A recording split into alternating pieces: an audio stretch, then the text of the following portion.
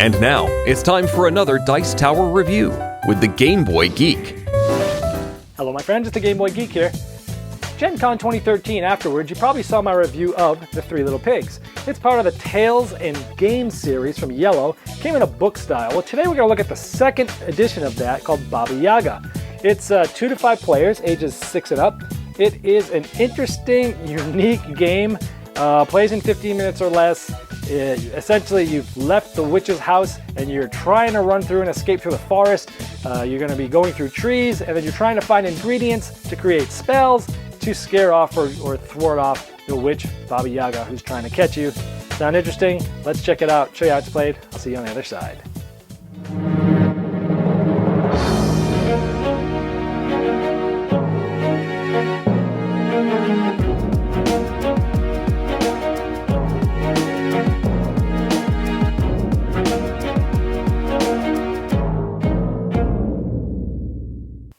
Just like The Three Little Pigs, which was Volume 1 of the Tales and Series games, it opens up like a book. It has the actual story of Baba Yaga here. And also, even on the sides here, it looks like a book. It's really cool. It stacks nice on a shelf. Everyone is randomly dealt 3 of these spell cards. This is face down. That's what the spells look like. You do not look at them before the game. They're face down in a deck. And here we have the witch, Baba Yaga. Since we just escaped from her house, she's going to be flying through the forest trying to catch us. So what we have here is, when it's our turn, we're going to flip over our spell and the game is going to start for our turn. Now, as we see here, we have 4 forest tiles in each corner, and in here is an X where Baba Yaga flies on. So our object is to, once we flip over our spell card, it's going to have some ingredients there. So we have like a ham, black feather, some wood there, and a loaf of bread. Now, there's 4 things here. We have to get at least 3 of them before Baba Yaga flies through the forest and flies back home. So as soon as we flip that card up, we're going to start with one hand only, flipping over tiles, looking at the ingredient, seeing if it's one of ours. If it's not, we flip it back over, and then we go to the next one possibly, and we're going to flip it over. And this is going to be happening very fast, because in the same time, the 2 other people that aren't playing are going to be moving Baba Yaga all the way down like this, one at a time, each person alternating with who's moving her. And as soon as she gets back, I mean, it takes like less than 10 seconds, sometimes 5 seconds to get her from here and there. And you're flying really fast to do this, to try to uncover these 3. So let's say we actually got all 3. So if you get one that's right, you leave it up. If you get one that's wrong, you put it back down. So let's say we had gotten 3 of the 4. If we had gotten 3 of 4 before Baba Yaga gets back, we get to activate the spell. This spell means that next time it's our turn, an extra tile is put out, which means it takes longer for Baba Yaga to go all the way to the end and come back, which gives me more times to do my next ingredient.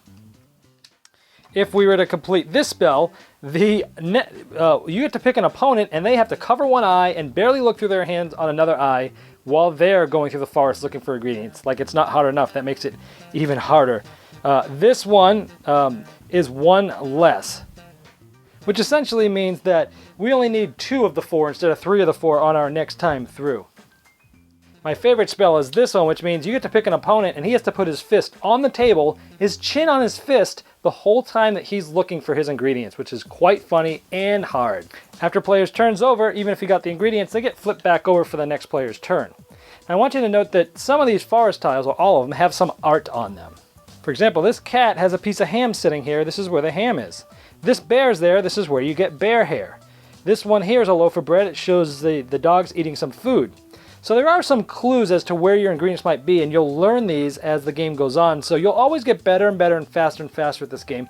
It might seem super hard at first, but you get better as the game goes on. The best way to show you what this game experience is like is to show you firsthand. So here comes 1 round, real time, real life, Baba Yaga.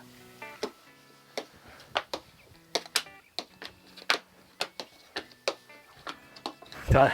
Oh, I got 2 of them. Oh, man. So the game keeps playing like that until one person has completed all 3 spells. They are the ones that win.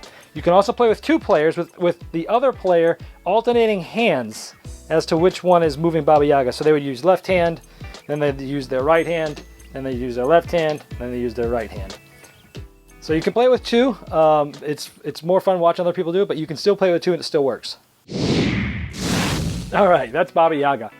This is one of those interesting, unique family games that I'm definitely going to be keeping. It's interesting because when the first time you play it, and you understand it, you see this witch going back and forth, and you're trying to find these ingredients.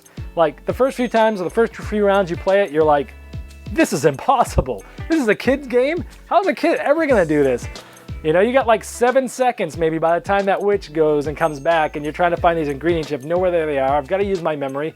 But then as you play it more and more, you learn to see what the tiles look like on the top and which ingredients they have on the back. So when you flip your card, you can quickly see where those things are and go for them. And you'll get better and better at it, so that then the people have to go faster and faster. It's definitely a pretty unique thing. You're going to be laughing a lot when you play this game. It's obviously very light, very fun, very unique with your arms getting entangled. It's supposed to feel like you're kind of hitting branches as you're going through there and hitting everybody's arms.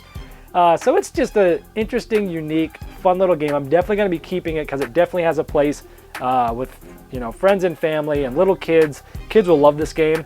It's just dumb fun. You know, there's not a lot of strategy to it. It's just, hey, there's some memory elements. The more you know the tiles, the better you get. But it's just kind of like, hey, let's see who can do this the fastest. And some of those spells are funny. The one that you put your hand down and you'll go like that, or the one you go like that. It's just very light, very fun, and it's just humorous. So anyway, it's a light game. I wouldn't say I like it better than Three Little Pigs. I'd say I like Three Little Pigs better. But this is, I guess, a good solid volume number 2. It's not bad. It's interesting and fun, and you might want to check out Baba Yaga. Hey, one more thing before you go. If you're about to drop a comment on this YouTube page for this video and you're expecting interaction or a personal response from me, I recommend the place to do that is at my Facebook page, which is facebook.com/thegameboygeek, because I don't get notified when YouTube videos get comments on the Dice Tower Network because I don't own the channel. So if you want to interact with me directly, I'll see you at my Facebook page. Thanks so much for watching the Dice Tower videos. Find more great videos and reviews, as well as our top-rated audio podcast at Dicetower.com. You can also find other great shows at DicetowerNetwork.com. I'm Eric Summerer, and you've been watching The Dice Tower. The Dice Tower is sponsored by Cool Stuff Inc., where you can find great games for great prices. Cool stuff in stock. Check them out at CoolStuffInc.com.